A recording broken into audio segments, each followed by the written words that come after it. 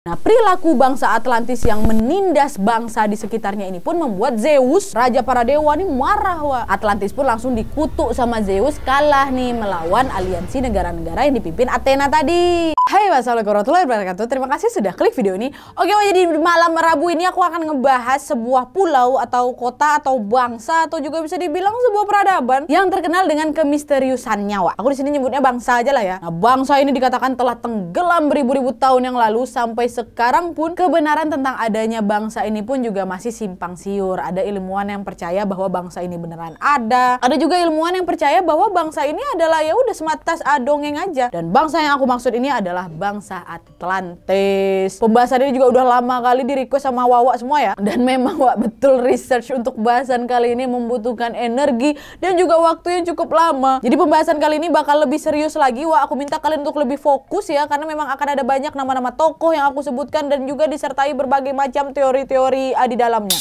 Oke. Oke, jadi bangsa Atlantis ini Wak digambarkan sebagai bangsa yang memang sangat maju dan nyaris sempurna katanya. Mereka disebut-sebut sebagai bangsa yang memegang kebijaksanaan yang dapat membawa perdamaian dunia. Bahkan banyak juga ahli sejarah yang juga mengatakan bahwa bangsa Atlantis adalah pahlawannya budaya. Mereka memiliki peradaban kuno yang jaya, memiliki kapal dan pesawat tempur yang menggunakan energi misterius, dan masih banyak lagi. Tapi gimana sih Wak awal mula berkembangnya cerita tentang bangsa Atlantis ini? Jadi tanpa berlama-lama kita langsung masuk aja ke ceritanya. Check it out.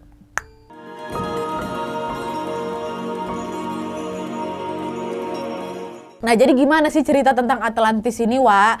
Jadi gini, konon katanya Atlantis ini adalah sebuah peradaban yang kaya raya dan super indah, Wak. Pulau Atlantis ini digambarkan mempunyai banyak sekali gunung, dan Atlantis juga memiliki dataran tengah yang subur dengan bukit tengah yang dikelilingi oleh cincin laut. Tanah Atlantis ini, Wak, menghasilkan pohon, logam, makanan berlimpah, dan dihuni oleh banyak makhluk. Orang-orang Atlantis ini katanya hidup dengan baik. Mereka memelihara hewan, mengairi tanaman mereka. Kota-kota juga dibangun dengan pelabuhan dan kuil-kuil yang bagus, dan kanal dengan dinding dan gerbang yang dibangun untuk bisa menghubungkan cincin laut di sekitar pulau. Dan di pusat kota Atlantis sendiri terdapat kuil yang seluruhnya dilapisi perak, Wak, dan diberi juga atap gading. Nah, seluruh komplek Atlantis ini kemudian dikelilingi lagi oleh dinding emas murni, Wak, dan juga dihiasi dengan patung-patung emas. Dan kota ini memiliki sumber air panas dan dingin, tempat berolahraga, lintasan pacuan kuda, dan juga armada kapal perang yang banyak dan besar, Wak. Nah, populasi Atlantis katanya juga sangat besar, dan tentara mereka bisa menurunkan kekuatan sampai 10.000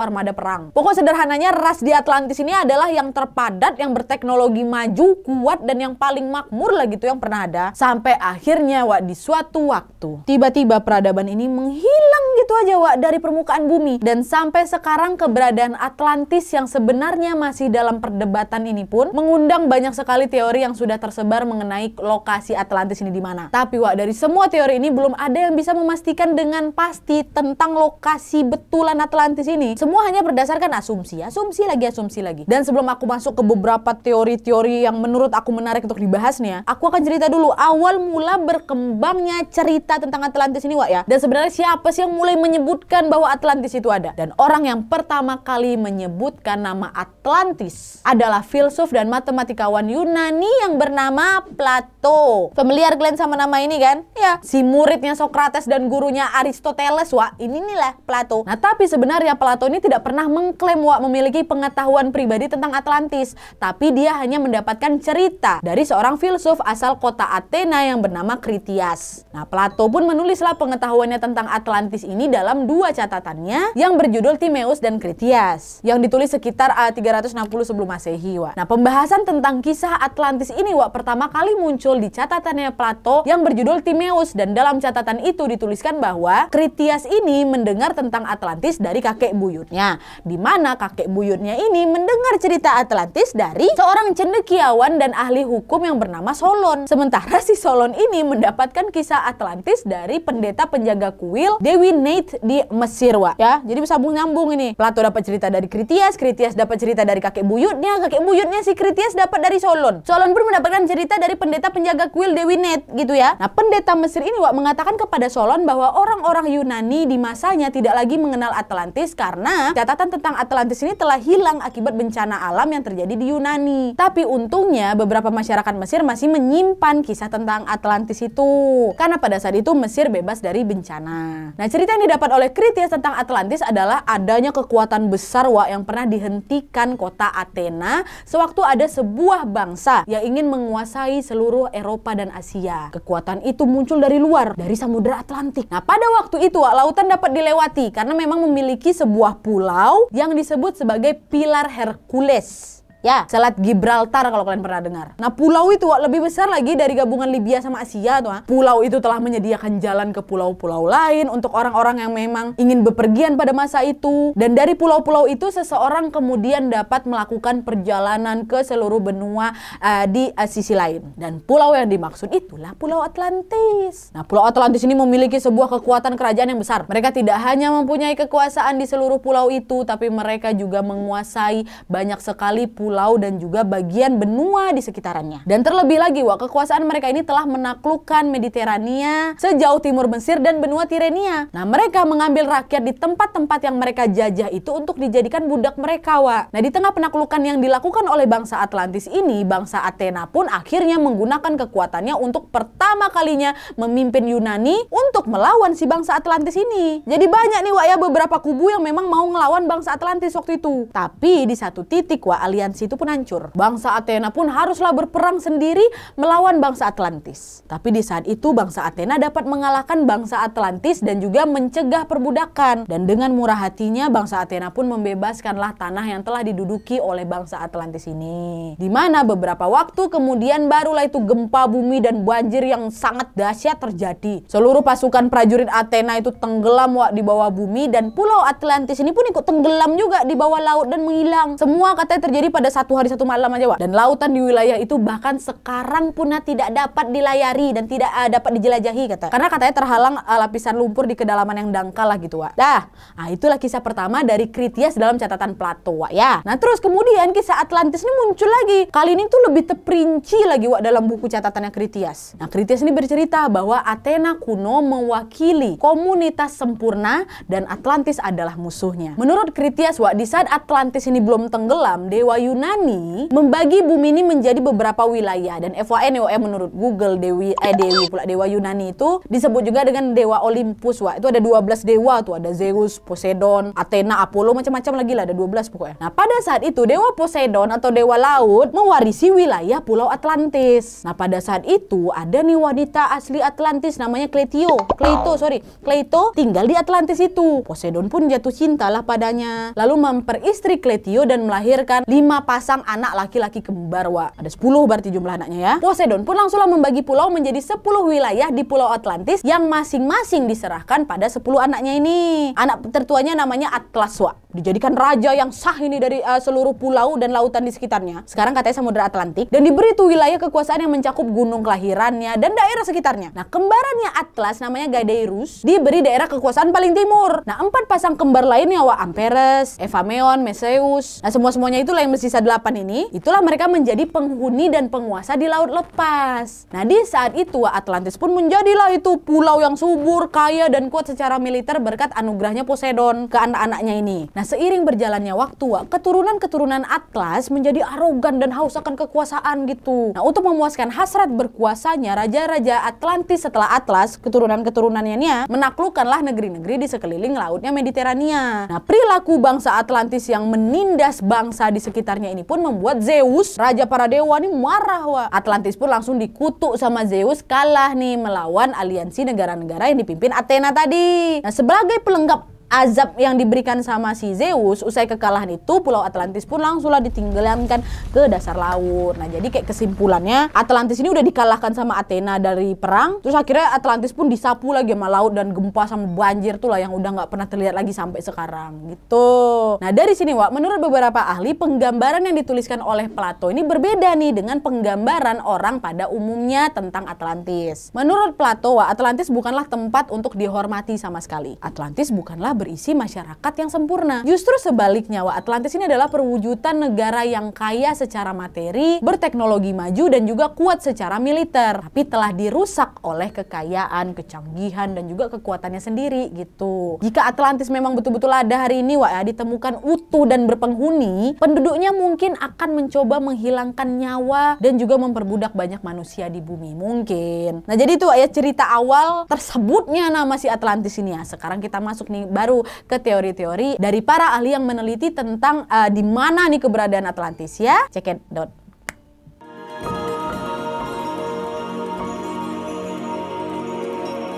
Kebenaran kisah tentang Atlantis ini ternyata hanya berdasarkan karyanya Plato. Jadi memang karya Plato ini menjadi satu-satunya sumber dari zaman Yunani kuno yang menyebutkan tentang adanya sebuah peradaban yang bernama Atlantis ini. Bahkan Critias atau Solon aja nih yang nggak ada mengeluarkan catatan apapun tentang Atlantis pastinya. Walaupun sebenarnya beberapa cendekiawan Yunani kuno lain seperti Strabo, Diodorus dan lain-lain itu juga pernah tuh menyebut Atlantis, tetapi semuanya merujuk kembali kepada catatannya Plato. Nah, karena Plato di sana tidak menggambarkan secara gamblang di mana letak Atlantis, dari situlah banyak para ahli sejarah atau ilmuwan akhirnya berseteru nih mengenai penafsiran paling tepat dari catatan Plato untuk bisa menemukan Atlantis. Mereka berspekulasi lah itu Wak tentang di mana lokasi Atlantis yang sebenarnya. Banyak lokasi yang telah disebutkan para ahli ini Wak memiliki kemiripan karakteristik dengan kisah Atlantis dari segi airnya, bencana besarnya, periode waktu yang relevan. Tetapi tidak ada yang berhasil nih memberikan bukti yang kuat bahwa lokasi itulah lokasi Atlantis yang sesungguhnya.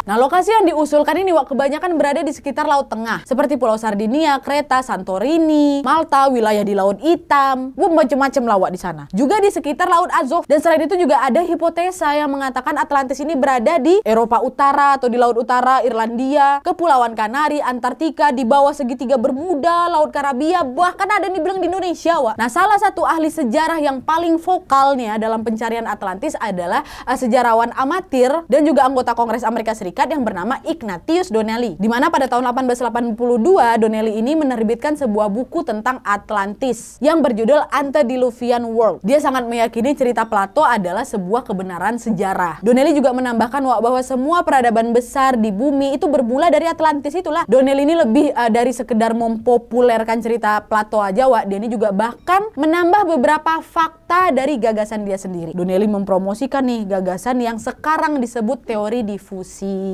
Gagasan bahwa semua peradaban besar dapat dilacak kembali ke satu sumber tunggal gitu. Nah, dari pernyataan Donnelly inilah Wak, kemudian banyaklah itu teori-teori tentang lokasi Atlantis pun bermunculan Wak. Sekarang kita bahas nih apa aja sih teori yang beredar ya kan, langsung zoom. Teori pertama.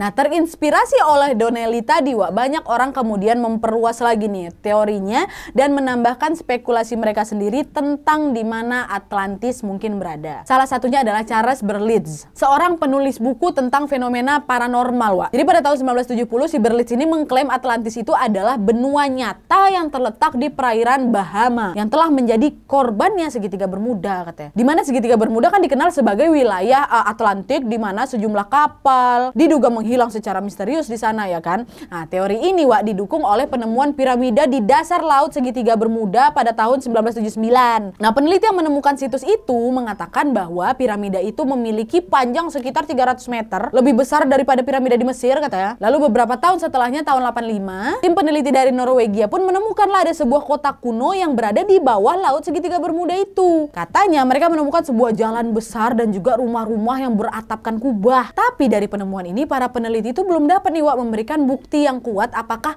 kota di dasar laut itu adalah Atlantis apa tidak gitu. Nah, itu teori pertama. Teori kedua.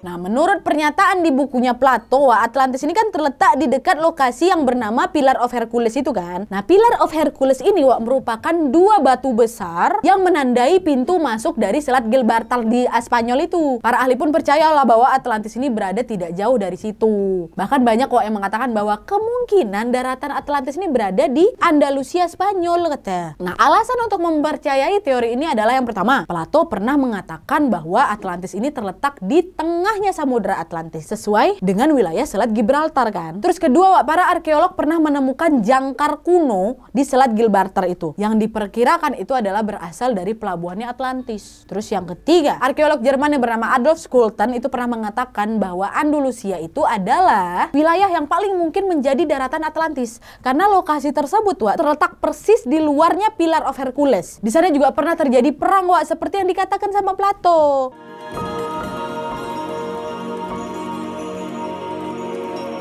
Lalu teori ketiga, Atlantis adalah bangsa Minoa katanya. Nah, salah satu teori Atlantis yang lebih baru lagi adalah menyangkut peradaban yang berkembang di pulau-pulau Yunani, Kreta dan Thera sekarang Santorini lebih dari 4000 tahun yang lalu, yaitu peradaban bangsa Minoa. Jadi bangsa Minoa ini diyakini sebagai peradaban besar pertama di Eropa.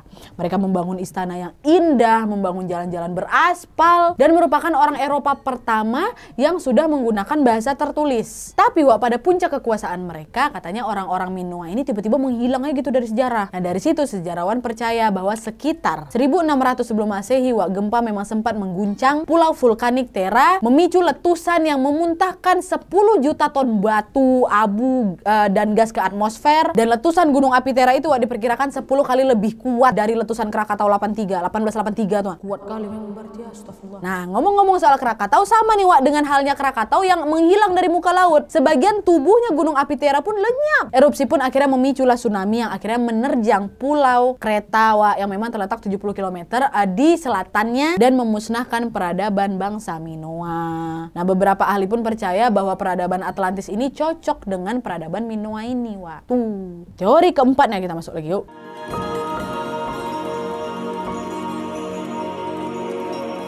Nah, kalau teori ini agak sedikit berbeda nih, Dari tadi kan aku ngebahas nih teori para ahli yang percaya bahwa memang pernyataan Plato itu valid ya kan. Sekarang aku bakal ngebahas teori yang kontra nih sama pernyataan Plato. Jadi ada juga sebagian sejarawan dan ilmuwan yang mengambil kesimpulan bahwa sepertinya catatan Plato tentang kerajaan Atlantis yang hilang itu adalah fiksi aja gitu. Dan menurut teori ini, Plato ini menggunakan Atlantis untuk bisa mengilustrasikan teori politik, untuk bisa menggambarkan kejayaan kota Athena sendiri dan memberikan contoh moral nih tentang apa yang terjadi pada kota-kota yang menjadi serakah dan mengabaikan aturan hukum. Jadi intinya tuh kayak digunakan untuk menggambarkan sebuah peradaban ideal dan menggambarkan konsekuensi yang akan terjadi apabila segolongan manusia itu menjadi angkuh atas segala pencapaiannya. Gitulah, Nah, sekarang sebelum aku tutup, aku kasih lagi nih satu teori terakhir. Ini yang paling banyak kali di request ini, ya kan?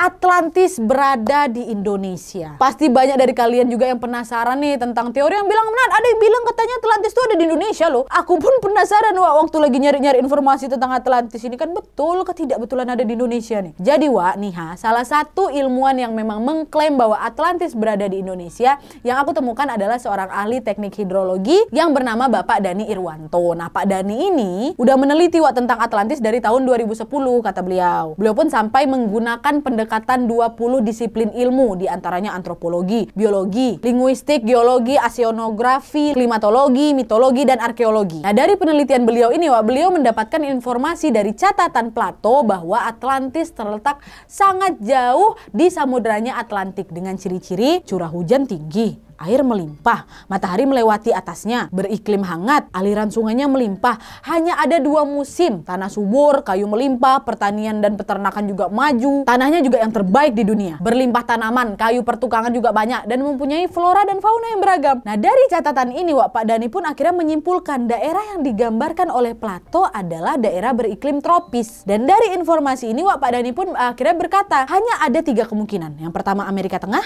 kedua Afrika Tengah, atau Asia Tenggara. Tenggara. Dah, selain itu juga di dalam catatan A Plato, Pak Dhani ini juga menelaah pernyataan Plato mengenai bangunan berlapis perunggu, emas, dan juga orichalcum, Wak. Jadi macam semacam perunggu juga yang dideskripsikan berwarna merah. Nah, dari pernyataan ini, Wak, Pak Dhani pun mengatakan bahwa apa yang dimaksud oleh Plato kemungkinan besar itu adalah batu zikron yang banyak ditemukan di Kalimantan. Terus ada lagi nih, Wak, pernyataan Plato tentang pusat pemerintahan Atlantis dan juga suasana perairan Atlantis. Nah, Plato berkata bahwa pusat pemerintahan Atlantis itu berada di laut, di mulut laut. Dan untuk suasana perairannya, dermaga Atlantis ini rame dan banyak dikunjungi oleh pengunjung dari berbagai penjuru dunia. Nah, wilayah Atlantis juga memiliki sebuah laut dan mulut laut yang dikelilingi benua. Nah, dari sinilah, Wak, Pak Dhani langsung menyimpulkan bahwa yang dimaksud oleh Plato adalah wilayah dengan tradisi maritim yang tinggi. Betul, yang kemudian hanya ada di Asia Tenggara. Lalu narasi geografi yang dikatakan Plato juga cukup detail, Wak, yang kemudian disimpulkanlah kemungkinan wilayah yang dimaksud oleh Plato adalah Sundaland atau Asia Tenggara bagian barat yang sekarang adalah Pulau Sumatera dan Kalimantan. Sebenarnya masih banyak lagi, Wak, penjelasan dari Pak Dhani tentang teori ini, tapi aku nggak bisa bahas semuanya juga. Yang intinya aja lah, Wak, sebenarnya teori dari Pak Dhani ini juga belum bisa diterima oleh ilmuwan dan ahli sejarah di dunia memang, karena masih banyak lagi nih penelitian yang memang harus dilakukan untuk memang betul-betul dapat membuktikan bahwa Atlantis tadinya berada di Indonesia. Pastilah gitu ya.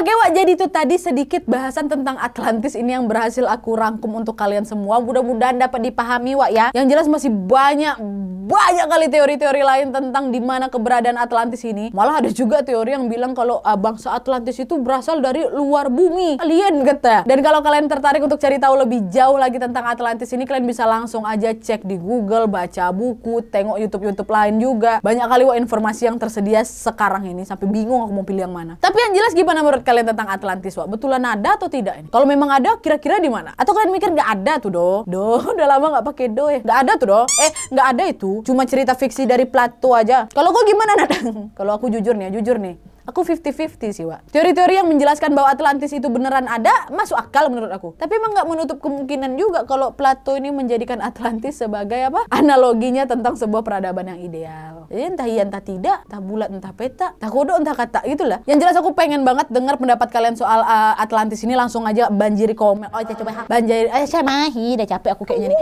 Banjiri aja kolom komentar di bawah dengan pendapat-pendapat kalian soal Atlantis ya. Oke, Wak, jadi sekian dulu videonya. Terima kasih banyak yang sudah menonton. Kalau kalian suka video ini, klik like-nya. Jangan lupa komen di bawah untuk ide dan saran-saran untuk video selanjutnya. Jangan lupa nyalain notifikasinya supaya kalian tahu kalau aku upload video baru. And as always, jangan lupa untuk klik tombol subscribe supaya kalian sama-sama tahu informasi menarik dan menegangkan dari channel aku. See you next video, Wak. Bye.